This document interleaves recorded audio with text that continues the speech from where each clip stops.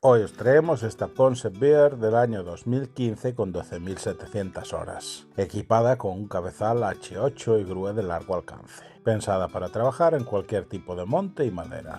El interior está bien cuidado y cuenta con un asiento cómodo, mandos confort, los de bola. Además trae una forcípula digital para medir el diámetro de los árboles. Es una máquina para procesar madera durante muchos años. Si te interesa esta unidad o quieres más información, contáctanos y te contamos más detalles.